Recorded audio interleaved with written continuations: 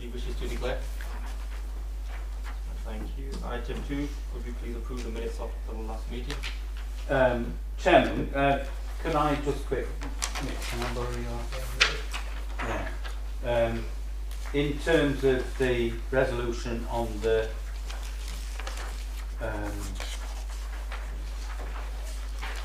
Barnsley Shed application, sorry, I've marked up my find it now, where is it?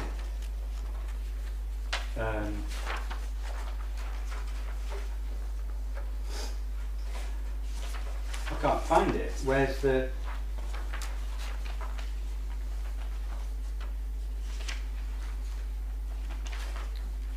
128 houses. So a separate piece of paper. It's just 2 sheets. In the minutes. I can't... Where is it? I can't see it. Am I looking at the minutes? Am I being... 25. Wrong minute. 25. Thank you. Sorry.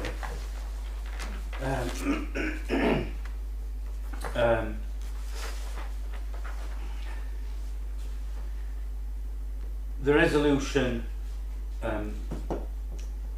according to the minutes, that the Assistant Director Planning and Building Control be asked to review the information provided in the technical reports on drainage for the development, and if in his opinion these were satisfactory, that to be delegated authority to grant planning permission. Now, if I look at what was actually said in the meeting, it does differ from that, and if you'll forgive me just trying to find the relevant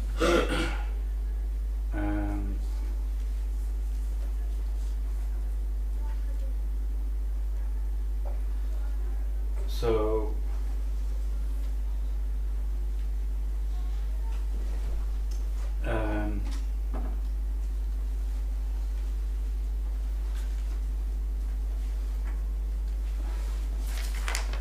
apologies.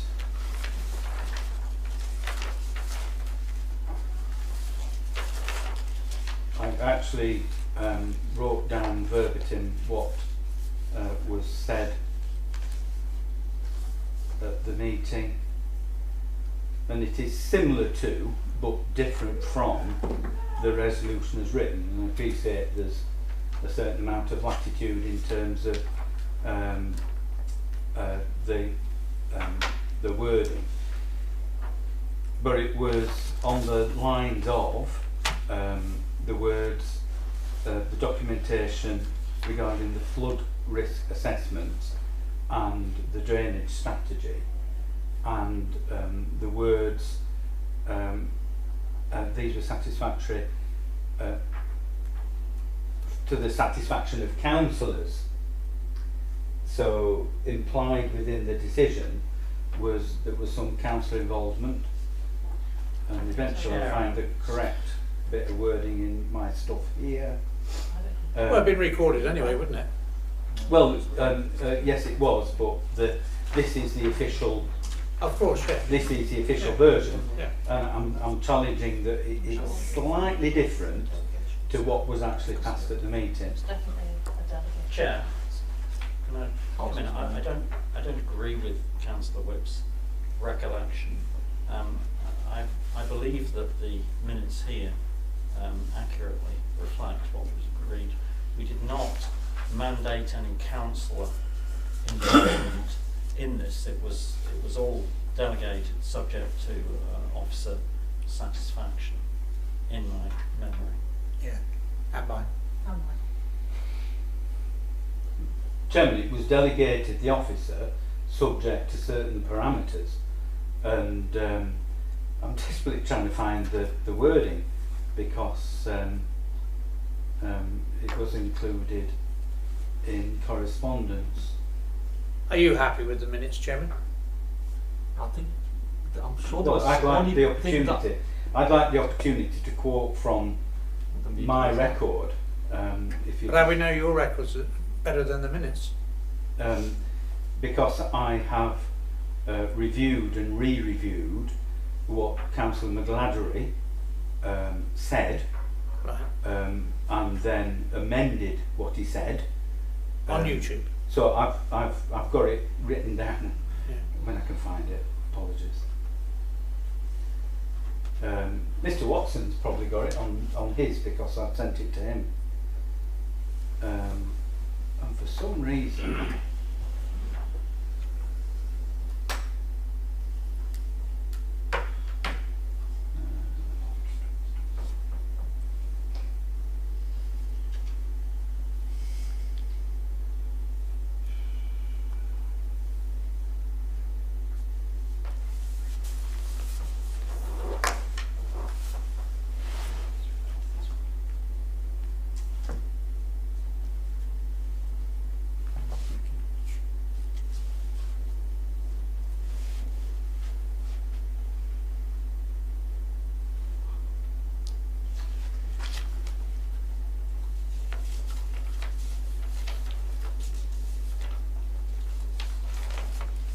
So we got a time limit on this, or else we can be here all night. You guys. Well, we've got it. Everybody's sitting there. The only thing one thing in the whip's email, it does say that delegate authority and ask officers to review all existing technical reports and on their approval approve. If happy with all technical reports, they should approve. Yeah. there were two restatements of what was proposed, Mr. Chairman. I'm glad you found the email and I can't find it.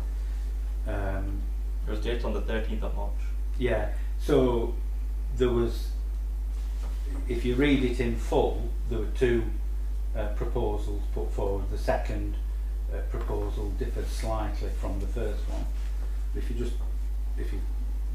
be able to read it out, that'd be great. The first one was delegate authority through planning, ask them to review in depth all flood alleviation measures and reports, and delegate the approval upon satisfaction that they are accurate and would satisfy the councillors. And the second Was the one I first read. the restated one. Sorry, could you just run Which that? was restate as delegate authority and ask officers to review all existing technical reports and on their approval approve. If happy with all technical reports, they should approve. There's a phrase somewhere in there about satisfaction of councillors. And that was in the first statement that Then Yeah. it was changed after that to Yeah. to this the one. officers, yeah. Sorry, Chairman, can you read it out again? Which one? The first one. No, the second one. The second one was which was restated as delegate authority and ask officers to review all existing technical reports and on their approval approve. If happy with all technical reports, they should approve. Right. So the variation is if they were happy, and that's been changed to if, in his opinion, these were satisfactory. I think that was merely because Mr. Watson wasn't there, and therefore it was widening it to planning officers. Can I just ask a technical question, Chairman? If that was to include councillors making the decision again, would that not be classed as a deferral rather than a delegation? It was clearly delegation. Just There was, usually it's in consultation with the councillors, but the decision's left to the managers on, to the officers normally. Chairman, I wasn't there, so I don't feel Yeah. like I can contribute to. I know that Emma Barker, our solicitor, has looked through the minutes and has looked through the videos, and she thinks it's an accurate reflection of that, as does Joanne and myself. But I wasn't there, so. And Laura, who was there at the meeting. Yeah. All three of us agreed. There was quite a lot of discussion going backwards and forwards, but it was clear that it was a delegation. Yeah. Chairman, I'm not challenging that. Yeah. I'm saying that the caveat is slightly different to how it's written here. You're talking about the difference between happy and satisfactory? Because that's the only difference that I can see. It's a difference. So which one would you prefer then? What's a conflict one? Chairman, so to progress this one, I mean, I wasn't there, so I'm No. not going to vote either way on the minutes, but really, if somebody's moving that those minutes are a correct record, it needs to vote, people need to vote, and if Yeah. David's saying that they're not a correct record, then those over there that agree with David will vote against that. Yeah. And mine, I That's was it. there, so I wasn't there, so. That's democratic. So do we we have someone to move the minutes? I'll move, or yeah. second. I'll second, whatever, yeah. Can we vote on that, or is that just carried? Well, unless there's an amendment to that, then you take that vote. Would you like to carry the amendment, Councillor? No, then put the vote, Chairman. So not, No, there's only one Yeah, yeah. on the table. So we need to vote on it. all those for approval of the minutes? 1, 2, 3, 4, 5. 1, 2, 3, 4, 5. All those against? That's been carried. Planning application for the erection of 2-storey style extension at 2-storey rear extension and a balcony at 29 Romney Street, Nelson. Do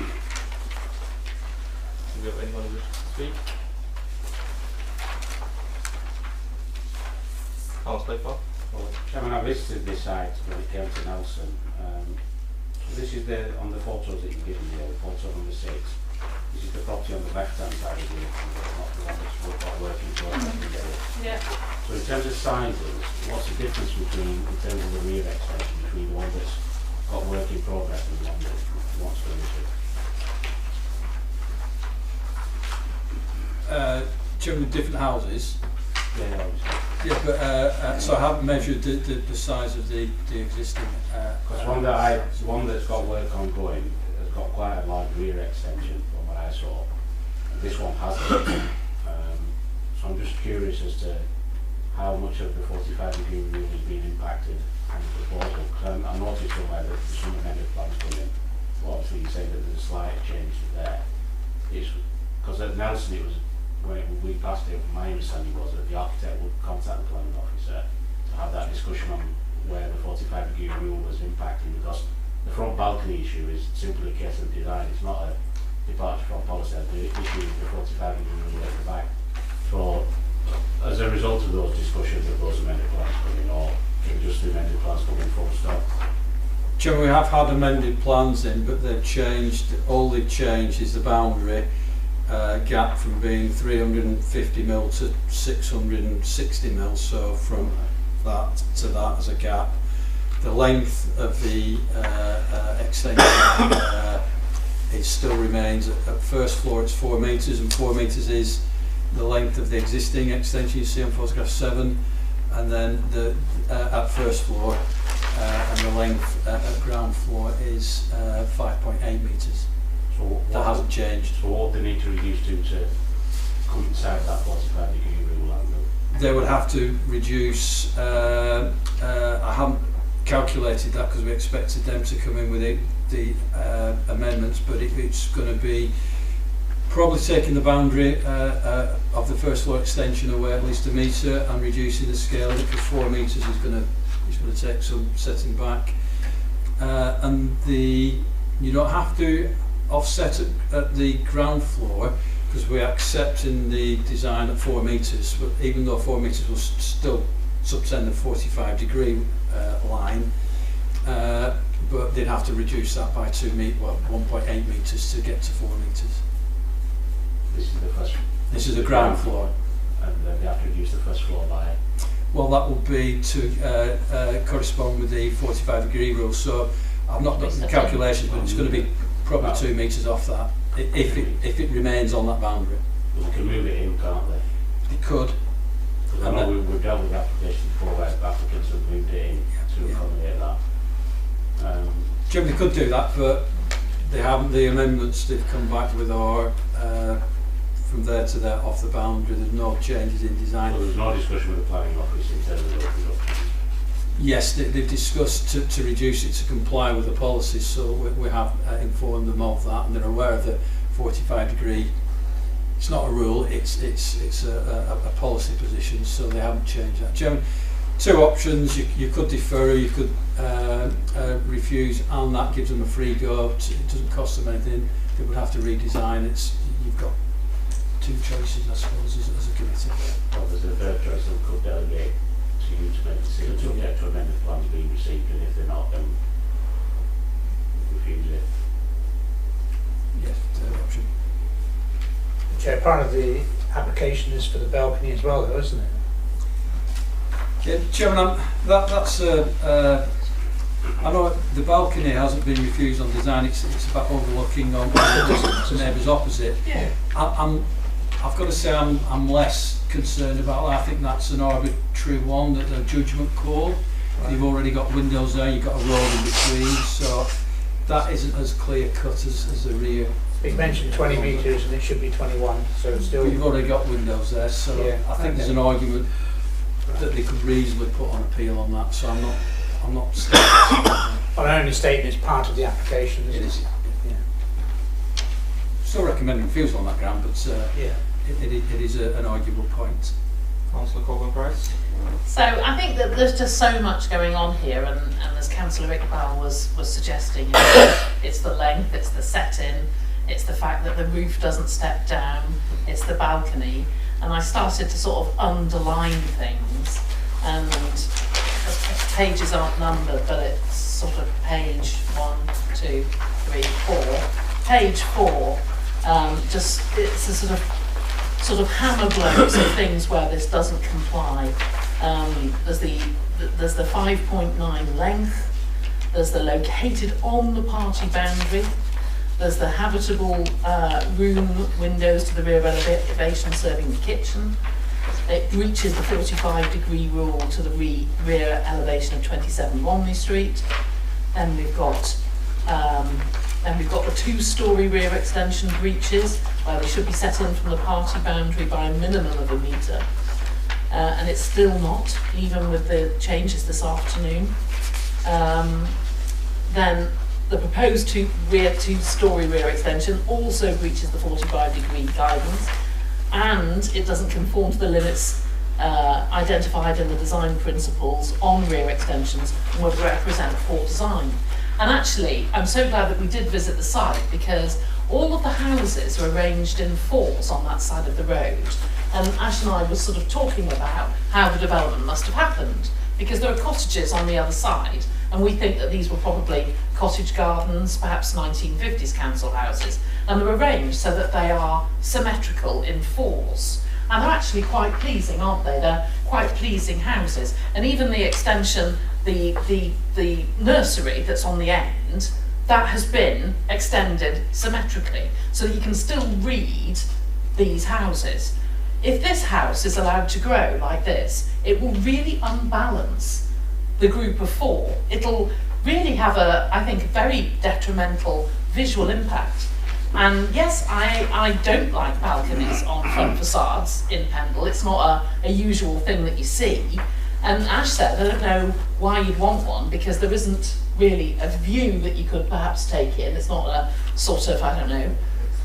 No, you're not looking at a view. But I think that page 5 really says it about the balcony.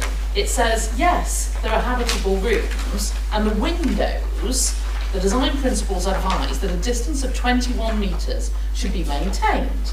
Here the distance would be 20 metres. That's not such a big deal, is it? But then it says the balcony provides a wide viewing point towards a number of properties opposite, and a balcony can provide space for sitting and observing over longer periods. I.e., most people don't linger in their front windows for ages and ages. They don't sit out there and have tea. They see the view as they pass by. So actually, there's a significant invasion of privacy by this balcony, in my view. And it says here, the proposed balcony will cause overlooking and a loss of privacy to the occupants of the dwelling houses of the bungalow opposite, which would result in an unacceptable impact on their residential amenity. And I think that's really true. So actually, if you look at all the things, the 5.9 extension, the 2-storey extension, the 45-degree rule, the party line, the way it's not set back from the party wall, the overshadowing, the making the 4 houses look horribly unsymmetrical and spoiling the sort of design context of the road, and the balcony, which is sort of pointless and yet infringing the privacy of the bungalows, to me, it's just so clear on so many levels that this should be refused, and I move that. I second it. Councillor Clark? I'll move an amendment that we defer this to allow amended plans to come in. I mean, in terms of the balcony issue, 20 metres is about 60 foot, so you'd have to have very good eyesight to be sat in your balcony all day drinking your tea looking across at the bungalows. I mean, in terms of the view, like I said, I've visited the property and you get some really cracking views of Pendle Hill from where you are on the first floor, from what would be the first floor. Because the bungalows are obviously a lot lower than these houses. But in terms of Councillor Colburn's price, this comment about that the properties are being maintained in a certain manner, I mean, next door that's half built has already got an extension on the back. And I think this would actually complement that, subject to that being finished. I don't know whose it is or why it's not finished, I'm not sure. But I think we should afford the applicant the opportunity to take on board what Mr Watson has said in terms of reducing. And if they do, all good and well. If they don't, then clearly the 45-degree rule is paramount for this committee. And then next month might be a different decision. But I think, the balcony is not an issue. If it's 21 metres, then there won't be an issue. It's 20 metres, which is what, 3 foot difference. But there's a road in between. The cottages are set way below, so I'm not sure what benefit somebody would have sat on the balcony overlooking the cottages, apart from having the wonderful view of Pendle Hill. Any speakers? Councillor. Thank you, Chairman. Excuse me. There's a lot of things which are changeable with this application that might make it acceptable, and I was quite interested in Councillor Iqbal's first suggestion of delegating approval subject to getting amended plans which would satisfy the planning officer. The amendment now on the table is to defer it for the receipt of amended plans, and I think that's the best way to go. There's a tension between what you could call densification, where there is the opportunity to intensify the households, the accommodation that we've got in existing curtilages, and I think this exemplifies the tension between the desirability of doing so in order that we don't have more and more green fields being built on, and the tension. I mean, Councillor Sarah Coburn-Price talked about the unsymmetrical nature of the development, sort of meaning that it didn't balance, and I think that's something that is outweighed by the desirability of accommodating more people in existing footprints of built up areas, rather than if somebody wants a larger house going into a green field and building a new house on that larger individual footprint that there is. So I'm not sold on, well, it's sort of unsymmetrical, therefore it should be turned down. And I think that the fundamental policy issues that it breaches, the 45-degree rule, the distance, etc., etc., etc., could be addressed by amended plans. So if it isn't seconded, I'll support the proposal to defer and see whether amended plans are brought in, and we can consider in a future meeting.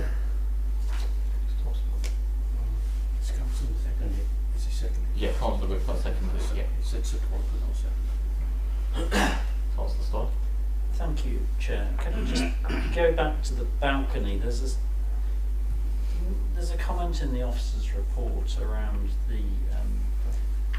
the applicant would be able to view towards the bedroom window of number 27. But then the sentence thereafter just talks about the impact on the bungalows. Is there an impact on number 27 in terms of loss of privacy? It's a bit like the Barker House. It's a bit like the Barker House Road. It's going to be so obtuse and close. You would have to peer around and really stare in. you've got the bay window below that you'll be looking down, you'll be seeing a wall, so there would be an impact, but you would see very little in our view in the of the bedroom, but there is a slight loss there. Any other speakers? Councillor Sutherland? Thank you, Chairman. I have to support what Sarah said. I'm glad that we visited the site because when you look at the I think it's 3 blocks of 4 houses on that street, and you understand the setting of those, this does sort of stand out quite substantially because of the layout of this proposed extension. And seeing the stepped back extension on the nursery next door in the way that it mirrors, it sits much more happily within that street. I am concerned about the facade of this building with the front, but also the way that the door opening works as well. It looks, I mean, it looks completely odd. The proportions feel very odd with the door and the balcony and everything. When you look at the whole facade of the whole block of the forum, it would be completely at odds with the others. So I understand what Councillor Wood was saying about densification and intensification of a property. Perfectly agree. You know, that's a good thing to do, and to house people on site. And when you read through the other concerns around highways, one of the things that I wanted to see was this. There's mentions about a telecoms box in there. We couldn't actually see that on site. It's not there. Which within 1 metre, which we hadn't spotted. So we wanted to have a look and make sure that cars could enter, reasonably on the driveway, because it is a funny slope. It's a bit of a funny angle on the streets as well. And so I'm satisfied that the cars can be there, satisfied that there's enough provision of parking and enough size of site and scale of properties that can be accommodated on site, but I think that the design is completely wrong. And so I know it's already been seconded by support and the refusal is agreed by Sarah. Any other speakers before we go to the vote? So we'll take a vote on the amendment which was moved by Councillor Iqbal and seconded by Councillor Whip. All those for?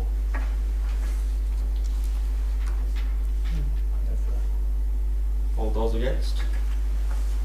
That amendment's been carried. Thank you very much, everybody.